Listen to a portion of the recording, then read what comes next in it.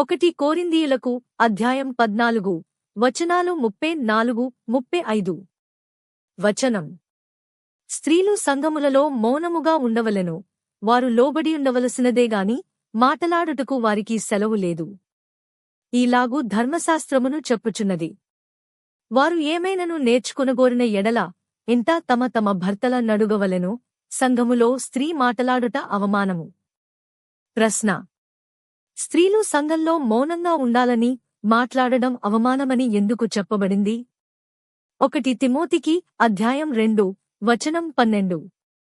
వచనం: స్త్రీ మౌనముగా ఉండవలసినదేగాని ఉపదేశించుటకైనను పురుషుని మీద అధికారము చేయుటకైనను ఆమెకు సెలవియ్యను. ప్రశ్న: స్త్రీలు బోధించకూడదు, పురుషులపై అధికారము చేయకూడదు అని ఎందుకు చెప్పబడింది? ఎఫెసీయులకు అధ్యాయం 5 వచనం 22. వచనం: స్త్రీలారా, ప్రభువునకు వలె మీ సొంత పురుషులకు లోబడియుండుడి. ప్రశ్న: భార్యలు భర్తలకు లోబడాలని మాత్రమే ఎందుకు చెప్పబడింది? కొలస్సీయులకు అధ్యాయం 3 వచనం 18. వచనం: భార్యలారా, మీ భర్తలకు విధేయులైయుండుడి, ఇది ప్రభువును బట్టి యుక్తమైయున్నది. ప్రశ్న: భార్యలు భర్తలకు విధేయులై ఉండాలని చెప్పడానికి కారణం ఏమిటి?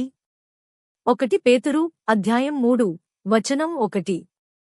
వచనం: అటువలే స్త్రీలారా, మీరు మీ స్వపురుషులకు లోబడియుండుడి.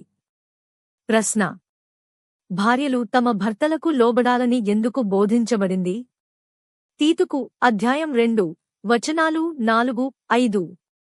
వచనం: యౌవన స్త్రీలు తమ భర్తలను, తమ పిల్లలను ప్రేమించువారును, స్వస్థబుద్ధిగలవారును, పవిత్రులను, ఇంట ఉండి పనిచేసుకునువారును, మంచివారును, తమ తమ భర్తలకు విధేయులైయుండువారునై యుండవలెనని బుద్ధి చెప్పుము, అప్పుడు దేవుని వాక్యము దూషింపబడదు. ప్రశ్న: యువ స్త్రీలు ఇంటి పనులు చేసుకుంటూ భర్తలకు విధేయులుగా ఉండాలని ఎందుకు చెప్పబడింది?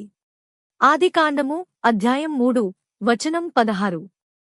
వచనం: ఆయన స్త్రీతో, నీ ప్రయాసమును నీ గర్భవేదనను నేను మిక్కిలి హెచ్చించెదను, వేదనతో పిల్లలను కందువు, నీ భర్త ఎడల నీకు వాంఛ కలుగును, అతడు నిన్ను ఏలునని చెప్పెను. ప్రశ్న: అతడు నిన్ను ఏలును అని ఎందుకు చెప్పబడింది? ఇది దేవుని శాశ్వత ఆజ్ఞ లేక పాప ఫలితాన్ని వివరిస్తున్న వాక్యమా?